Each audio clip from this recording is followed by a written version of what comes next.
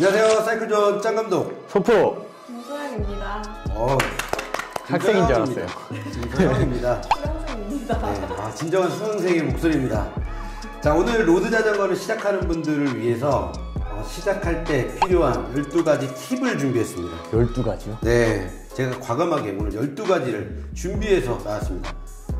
자, 처음에 시작하게 됐을 때 자전거를 구매를 할 때부터 우리가 구매를 자전거 하려고 그러면 예산 중요하죠. 한마디로 이게 있어야 된다. 돈이 있어야 된다. 처음에 시작할 때 얼마나? 주변 친구들 말로 듣기로 네. 자전거가 좀 비싸다. 아, 그래도 이왕 사는 거 마음에 드는 걸 사라. 그래야 쭉 탄다. 해가지고 저는 300으로 잡았습니다. 아니 좀 있으신가 봐요. 다 터졌습니다. 다 터졌답니다. 네. 자전거로 끝나나요, 프로님? 아니죠. 이제 부수적으로 준비해야 될 게 상당히 많아요. 그러면 한마디로 자전거가 끝이 아니라 부수적으로 준비해야 되는 게 많은데 이걸 이제 모르고 놓치고 간 거예요. 자전거에 다 털었는데 추가적으로 부수적으로 필요한 게 어떤 것들이 있죠? 이제 로드 자전거를 타려면은 뭐 타다가 물도 마셔야 되고 이제 물통을 장착할 수 있는 케이지, 그다음에 또 자전거를 조절할 수 있는 뭐 공구라든지, 그다음에 펑크를 대비해서 펑크 킷, 그리고 페달이랑 클릿 슈즈도 필요하고요. 그리고 뭐 체인 오일, 뭐 펌프, 뭐 사이클링 컴퓨터, 거치대. 핸드폰 거치대. 핸드폰 거치대. 또 뭐 있죠? 옷도 필요하죠. 유니폼도 필요하고. 그다음에 이제 머리를 보호해 줄 수 있는 헬멧, 눈도 보호하고 하는 또 고글도 있어야 되고 또 야간 라이딩까지 들어가게 되면 또 뭐가 필요해요? 전조등, 후미등, 그리고 사고를 대비했을 때 블랙박스. 그렇죠.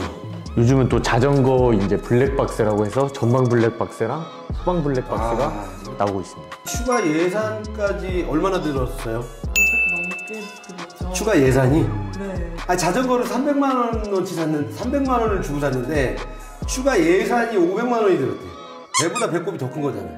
그래서 기본적으로 처음에 예산을 잡으실 때 꼭 필요한 준비물이라든지 뭐 헬멧, 고글, 뭐 복장 이런 것까지 감안하셔서 예산을 잘 설정하시는 게 중요해요. 처음에. 용품들이 너무 많다 보니까 금액대가 다양합니다. 그럼 이런 금액대의 다양한 것들을 접근하기 위해서 어떻게 해야 되나요? 이게 여성분들, 남성분들 좀 다르긴 하거든요. 또 다르나요? 뭐 여성분들은 뭔가 나의 이런 자전거를 탈 때 나의 모습을 꾸미는 거에 돈을 좀 많이 쓰시기도 하고, 남성분들은 이렇게 꾸미고 뭔가 이쁜 헬멧, 이쁜 고글보다는 일단 자전거를 업그레이드를 시켜요. 가볍고 좀 내구성도 강하고. 한마디로 장비 업그레이드에 좀 남자분들은 집중한다는 거예요. 프로님도 장비 쪽인가요? 저도 장비 쪽입니다. 남자분들도 다 다른 것 같아요. 저희 아는 친한 지인은 장비는 그렇게 신경을 안 쓰시는데 유니폼에 거의 목숨을 거시더라고요. 인플루언서예요? 아니요. 꼭 인플루언서만 꼭 유니폼 좋은 거 입고 멋있는 거 입어야 되나요?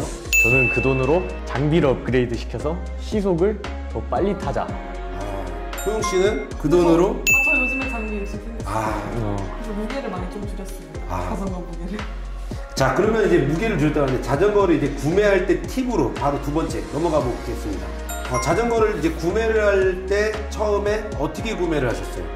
일단은 좋아하는 브랜드를 한 4개 정도 추렸거든요. 뭐 유튜브나 인스타그램을 보면서 잘 타시는 분들은 이제 어떤 브랜드의 자전거를 타나 보고 제가 4개를 리스트업을 해서 각 매장에 가서 직접 봤어요. 그럼 얼만큼 좀 어느 시간만큼 검색을 하셨어요? 3일 정도? 그리고 얼만큼 돌아다니셨어요? 주말에 매장을 한 3군데씩 가봤어요. 그랬는데 제가 이제 49 사이즈가 제 키랑 맞더라고요. 근데 그거를 스페셜라이즈드 매장에서 제 인심 길이를 측정을 해주셔서 그 맞는 사이즈를 알려주셨고, 그 49 사이즈가 있는 매장이 없었어요. 딱 서울에 한 군데 스페셜라이즈드 한남 매장. 딱 한 군데. 이거 항상 제가 아는 분들 계속 자전거 구매하실 때 전국에 한 대밖에 없는 거 구매하셨다고. 다들 이 남아있는 한 대씩만 이렇게 구매하시는 것 같아요. 한 대씩만 푸는 거 아니에요? 그래서 자전거를 구매할 때 지금 인심 길이를 측정했듯이 사이징이라는 게 있습니다. 자전거 구매할 때 키, 인심, 그리고 팔 길이, 상체 길이, 나의 길이에 맞고 또 내 어깨 넓이, 그리고 신발을 살 때 발 길이, 이런 것들을 이제 측정해서 자전거를 구매하시면 처음에 사이즈에 대한 잘못된 선택이 없어지겠죠. 쉽게 2번 사는 일이 없다고 보시면 될 거예요. 그럼 이 사이징이라는 프로그램을 전문적으로 이용하려면 어떻게 해야 되죠? 사이클 전에 네. 저도 인심만 재고 이제 맞는 사이즈만 샀는데 대표님이 보시더니 이거 안전 위치 잡아야 된다, 고쳐야 된다 해가지고 정밀 피팅을 해주셨거든요. 뭐든지 이제 처음에 시작하게 되면 기준점이라는 위치로 세팅이 시작이 되고 이 기준점에서 내가 가지고 있는 자전거를 타면서 유연함이나 그리고 나만의 가지고 있는 근력 그리고 신체의 비대칭 좀 디테일적인 부분들 이런 부분들을 가지고 재조정하는 시간이 좀 필요할 겁니다. 그러기 위해선 자전거 좀 피팅 저쪽에 보시면 베이직 피팅과 좀 보시면 프리미엄 피팅 이렇게 이용해 보시면 자전거 예산을 줄이는데 일단 도움이 될 겁니다. 그리고 일단 자전거를 구매하실 때 뭐 이제 브랜드별, 뭐 제조사별, 내가 타려는 목적이나 뭐 어필을 탈 것인지 아니면 뭐 평지 위주를 탈 것인지 해서 뭐 산악용 자전거나 그다음에 평지를 좀 유리하게 달릴 수 있는 에어로 자전거 이런 것도 잘 설정을 하셔야 돼요. 그렇죠. 한마디로 탑 튜브가 일직선으로 돼 있으면 올라운드 한마디로 좀 직진성이 좀 높아지는 자전거고요. 아래쪽으로 좀 내려가 있는 슬로핑이라고 합니다. 이 슬로핑은 조금 오르막을 좀 겨냥을 해서 자전거를 구매를 합니다. 그래서 목적이라는 게 상당히 중요한데 소영 씨는 어떤 목적? 자린이도 사실 그런 거 목적이 없습니다. 자린이는 목적 없이 예쁜 거. 그래서 자전거를 구매할 때 사이즈를 맞춘 다음에 자전거의 무게를 한번 이렇게 들어보죠. 처음에 구매할 때 무게 딱 들어보셨죠? 네. 어떠셨어요? 9kg 정도였던 것 같은데 9kg? 그때도 와 생각보다 가볍다 자전거가. 어떻게 이렇게 가볍지? 지금 타시는 거 혹시 몇 킬로세요? 지금은 7.9? 와, 7.9kg? 와, 이렇게 디테일해졌어, 이제. 2년 만에. 1.1kg를 뺐네, 자전거의 무게를. 1.1kg 빼는데 돈은 얼마나 들었어요? 아니, 아니, 주변에서 그러잖아요. 그럴 바에 그냥 몸무게 1kg 빼세요. 몸무게 1kg랑 자전거 1kg랑 다릅니다. 똑같지 않습니다. 1kg 가벼웠을 때 몸무게를 1kg 빼는 거랑 자전거 1kg 가벼운 거랑 어떤 느낌이 좀 들었던 것 같아요? 근데 몸무게 1kg 빠지면 근력도 빠지기 때문에 힘이 약해져요. 명분이 항상 있네. 명분이. 그래서 자전거 무게 같은 경우는 이제 뭐 구동계의 소재나 뭐 이제 자전거 프레임의 무게 어떤 분들이 이런 분들도 있어요. 이제 플라스틱 물통 케이지를 쓰다가 앞 뒤로 5g씩 가벼워지는 카본 물통 케이지로 바꾸시는데 20만 원씩 쓰시는 분도 봤고. 근데 그게 느껴져 문제는 그 무게가. 그리고 구동계 같은 경우는 이 전동식과 수동식, 기계식 이렇게 나눠지기 때문에 전동식을 하게 되면 또 비용이 업그레이드가 되고요. 처음에 초보자분들 시작할 때 자전거 기업이라고 하죠. 자전거의 무게를 가볍게 한마디로 오르막을 올라갈 때 편할 수 있는 기어비가 있는 라인업으로 바꾸시면 오르막에 올라갈 때 상당히 편하게 올라갈 수 있습니다. 어떠셨어요? 처음에 시작할 때 기어라는 거. 처음에는 그냥 기본 장착되어 있는 그게 105였거든요. 네. 지금은 제가 듀라로 오. 업그레이드를 해가지고 최상급을. 네, 확실히 오르막을 더 빨리 올라가게 되고 네. 그런 거. 다 바꾸셔야 되나요? 저희 구독분들? 듀라로? 아니요, 사이클존에서 일단 힘을 기르세요. 실력부터 키워라. 카본 5g에 또 20만 원씩 또 이렇게 쓰게 되기도 하죠. 그만큼 이제 자전거를 구매하다 보면 부가적으로 이게 또 들어가는 게 또 바테입도 들어갈 거고. 보통 이제 자전거를 구매하실 때 색상도 많이 보시거든요. 네. 근데 좀 심한 분들은 이제 바테입의 색깔이라든지 후드를 커스텀해서 색상을 바꾸시는 분도 있어요. 디자인 쪽으로 소영 씨는? 저는 깔끔한 컬러 좋아해요. 제가 옷은 뭐 화려하게 입으려고 하고 자전거는 뭐 모노톤 블랙이나 뭐 딱 이렇게 좋아하는데. 프로님은 그럼 자전거 색상 어떤 색상 좋아하세요? 저는 이제 자전거 색상은 검정색을 선호하고 헬멧, 고글 마찬가지로 검정색, 유니폼도 검정색, 양말도 검정색, 슈즈도 검정색을 신습니다. 그만해 이제 검정. 자, 올블랙이라는 얘기죠. 소영 씨는? 저는 자전거는 블랙인데 네. 이제 바테입을 핑크로 새로 이번에 바꿨거든요. 핑크로. 그래서 좀 뭔가 포인트를 그렇게 기분 전환을 줬습니다. 요즘에는 이제 좀 블랙이더라도 이렇게 좀 포인트를 좀 줘가면서 물통이나 유니폼이나 이런 거에 포인트를 주고 자전거를 그 색상에 맞게 또 교체하는 경우도 그런 생각을 안 해보셨어요? 그거는 좀 많이 같아서. 돈이 너무 많이 되죠. 이렇게 해서 자전거를 이제 구매를 이제 했습니다. 자전거를 구매하면 페달이 기본적으로 껴있지가 않습니다. 그럼 이제 페달을 선택해야 되는데 평페달을 선택할 것이냐 클립 페달을 선택할 것이냐. 소영 씨 같은 경우는 어떤 걸 선택하셨어요? 저는 처음에 그 매장에서 평페달을 주셨어요. 네. 그래서 평페달로 한 달 타다가 클립슈즈랑 클립 페달로 바로 바꿨거든요.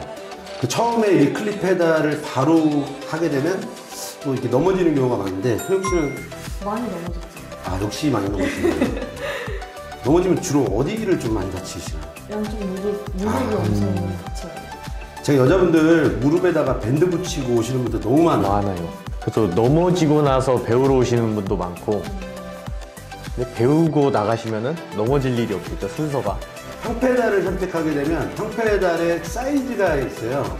그리고 무게도 평페달도 등급이 되게 다양해요. 그래서 평페달을 선택할 때 사이즈와 무게 이런 것도 고려를 해야 되고요.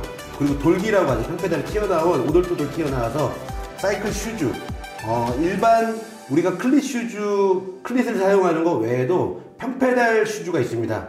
평페달 슈즈를 이렇게 평페달하고 잘 맞춰서 미끌리지 않게끔 딱 접지력이 좋은지 확인해서 이 두 개의 라인업을 구성하면 되고요. 그리고 나서 클릿으로 이제 넘어오게 되면 슈즈 같은 경우는 선택을 할 때 프로님 어떻게 좀 선택하는 게 좋을까요? 일단 뭐 디자인을 먼저 보신 다음에 자신의 발 실측을 측정하는 게 좀 중요해요. 이제 발 볼이 넓은 분도 있고 뭐 좁은 분도 있고 발 등이 높은 분도 있고 낮은 분도 있고 아치가 높은 분도 있고 또 아치가 낮은 분도 있어요. 또 슈즈 같은 경우는 매장에 가셔서 직접 신어 보시고 이제 뭐 실측이 260이다 하면은 0.7cm나 1cm 정도 처음에 반업 정도 한다고 생각하시고 좀 편안한 느낌이 있고 밀착감이 잘 드는지, 그다음에 이제 슈즈 같은 경우도 발 볼이 좁은 분들은 유로핏, 넓은 분들은 아시안 핏을 선택하시면 돼요. 프로님 같은 경우 발 사이즈가 어떻게 돼요? 저는 이제 발 실측이 260이고 볼이 좁기 때문에 유로핏을 사용하고 있어요. 저 같은 경우는 왼발은 253, 오른발은 255mm입니다. 소영 씨는? 실측은 잘 모르고요. 네. 왼발과 오른발 사이즈가 다른 건가요? 보통 우리가 운동화나 구두 같은 거 신다 보면 그 정도 감은 있죠. 어느 발이 내가 큰지. 그래서 발이 사이즈가 다르기 때문에 어느 정도 조율을 해서 신발을 선택하셔야 됩니다. 너무 큰 거 사셔도 안 되고 너무 꽉 끼는 거 사도 문제가 생기겠죠. 실측 대비 0.7에서 1cm, 이게 저희가 추천드리는 사이즈입니다. 무조건 0.7에서 1cm라고 해서 그대로 사시면 안 되고요. 신어보시면 정확하게 핏이 어떤 느낌인지 감이 오실 거예요. 그리고 클릿 슈즈를 사게 되면 또 페달을 또 사게 되죠. 페달을 사고 또 바닥에 보면 이 클릿이 있어요.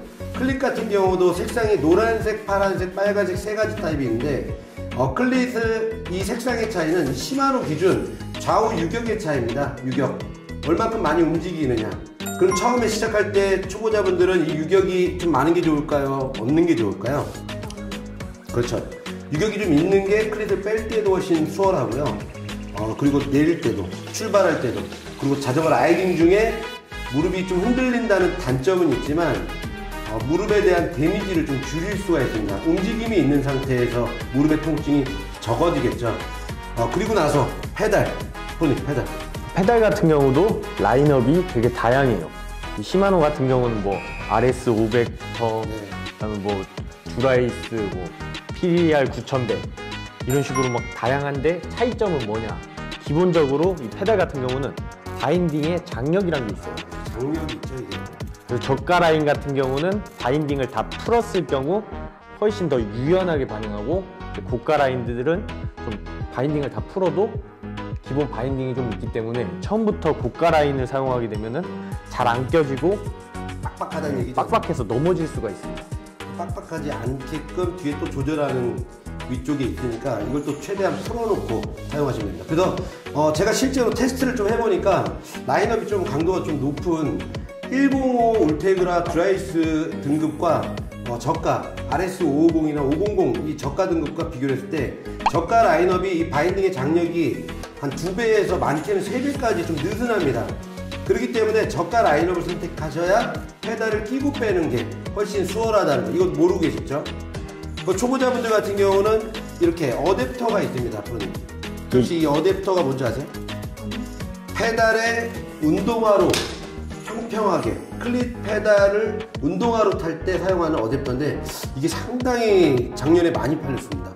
이 클립 페달 같은 경우 처음부터 연습하면 좀 넘어질 수 있기 때문에 이런 식으로 어댑터를 장착하신 다음에 운동화나 이제 클릿이 없는 슈즈를 신고 연습을 먼저 하셔야 돼요. 친해져야 돼요, 페달과. 이 단점은 아무래도 사이즈가 좀 작다 보니까 발이 좀 넓으신 분들 같은 경우는 조금 불편한 부분이 있겠지만 처음에 시작할 때 이 페달의 감이라고 하죠. 이 돌리고 발을 얹고 앞면과 뒷면을 구분하고 페달을 올리면서 돌리는 기본적인 감각을 좀 기르는데 이 페달을 직접 페달을 사용하게 되면 훨씬 안정적으로 출발을 시작을 할 수 있습니다. 자, 이렇게 해서 이제 슈즈랑 내가 페달을 어떤 거를 사용해야 될지를 좀 고민을 하신 다음에 구매하실 때 좀 설정하시면 도움이 많이 되실 것 같아요. 근데 이렇게 구매를 하신 다음에 이제 클릿 연습을 충분히 하셔야 되는데 연습은 저희 영상 이쪽에 보시면 영상 보시면 클릿 연습 충분히 하고 나가셔야 됩니다. 자, 그리고 또 필요한 게 또 뭐가 있죠, 프로님? 이제 또 자전거를 타게 되면은 타다가 펑크가 날 수 있어요. 펑크가 나죠. 그리고 안장이 또 내려갈 수도 있어요. 안장이 내려갈 수도 있고 핸들의 각이 확 내려갈 수도 있습니다. 충격에 의해서. 그래서 필요한 게 공구킷이 필요하겠죠. 공구킷. 다 이렇게 공구킷 넣어갖고 다니시죠? 프로님 넣어갖고 다니시죠? 네, 넣어가지고 다닙니다. 소영씨 넣어가지고 다니시죠? 아니요. 그거 안 넣어갖고 다니시면 펑크 나면 어떻게 하시나요? 그냥 펑크난 적이 없습니다. 아직까지. 만약에 났어, 그럼 어떻게 하실 것 같아요? 공구킷을 가진 다른 분에게. 네. 그러면 공구킷을 갖고 다니다가 이렇게 소영씨 같은 분이 보시면 해드리면 되는 건가요, 저희가? 뭔가 이게 자원봉사하는 느낌인데? 이런 분들은 2배로 받아야 돼요. 네. 돈 받으셔야 네. 돼요. 보통 튜블리스, 요즘에 이제 다 튜블리스로 가기 때문에 안에 실란트를 넣어서 펑크가 나게 되면 용액이 침투를 해서 타이어의 펑크를 막아주는 효과가 있죠. 그리고 이제 클린처를 사용하게 되면 타이어를 빼는 이제 주걱이라고 하죠. 튜브를 교체를 하기 위해서 튜브는 당연히 갖고 다녀야 되겠죠, 튜브. 그리고 에어부스터. 공기를 주입해서 이 튜브에 넣습니다. 예전에는 손펌프 가지고 다녔거든요. 프로님 같은 요만한 손펌프가 있었어요, 예전에. 프로님 혹시 나이가 아니 손펌프 갖고 다니시는 분들은 이거 좀 옛날 분들인데. 그래서 펑크 나면은 한쪽 구석에 이제 쪼그려 앉아가지고 이렇게 넣고 있었는데 요즘 이렇게 시중에 CO2랑 이렇게 부스터가 나와서. 요즘이 아닙니다. 이미 프로님 이거 나온 지 오래됐어요. 네. 그렇다고 합니다. 그리고 이제 공구 킷이 필요하죠. 이 공구 킷 같은 경우는 가끔씩 보시면 공구를 막 이만한 걸 들고 다니죠. 아니 소영씨 지금 9.9kg에서 1.1kg 빼는데 비용을 거의 500만 원 가까이를 들이셨다는데 공구를 이만한 걸 들고 다니시면 이건 말이 안 되는 거죠. 이게 바로 초보자입니다. 죄송합니다. 그래서 이 공구 같은 경우는 이렇게 최대한 좀 미니 사이즈를 휴대를 하시는 게 좋고요. 내 자전거가 안장을 올리고 내리고 앞길을 조절하고 핸들의 각도를 조정할 수 있는 게 몇 밀인지를 확인하셔야 돼요. 보통 일반적으로 로드 자전거는 4mm, 5mm, 6mm가 가장 많고 3개만 있으면 돼요. 근데 또 별렌치가 또 따로 있거든요. 별렌치도 있어요. 그래서 내 자전거에 이 볼트가 별렌치인지 육각렌치인지 확인하시고 구비를 하셔야 돼요. 언제든지 내가 내 안장의 각도나 높이 이런 게 조정될 수 있다는 거 물어보시더라고요. 분명히 샵에서 토크렌치로 해서 정확하게 조였는데 안장이 왜 내려가죠? 모르겠습니다. 한 번도 내려간 적 없으세요? 와, 지금까지 지금 잘 버텼네요. 잘 버텼네. 저 지난번 라이딩 나갔는데 어떤 분이 안장의 각도가 이렇게 돼 있어. 근데 한 50km를 오신 거예요. 넘어지시나요? 아니요, 넘어지지 않았습니다. 갑자기 각도가 훅 꺾였어요. 여러분도 아마 경험이 있으실 거예요. 그랬을 때 이 공구를 갖고 있어야 내가 원위치, 수평을 맞출 수 있는데 그분 같은 경우는 거기에서 소영 씨처럼 기다리고 계시더라고요. 잘 못하시고. 저희한테도 혹시 공구 있으세요? 네. 저는 제가 라이딩 훈련을 혼자 솔로 라이딩을 나갔다가 이 공구 킷을 안 가지고 나갔어요. 네. 한 50km 지점에서 펑크가 났습니다. 그래서 집에 전화를 했죠, 아버지한테. 여기 어딘데 좀 데리러 와달라. 그랬더니 택시를 타고 오라고 하시더라고요. 그래서 택시에 자전거를 싣고 집에 귀가를 했습니다. 택시를 타려면 또 자전거에 또 바퀴를 뺄 줄 알아야 바퀴를 되죠? 빼는데 바퀴를 빼려면 공구가 있어야 돼요. 여러모로 공구가 꼭 필요하네. 혹시 바퀴 뺄 줄도 네. 앞으로 많은 걸 가르쳐 드려서 여러분들과 소통하면서 자전거에 필요한 것들을 좀 정보를 좀 더 드리도록 하겠습니다.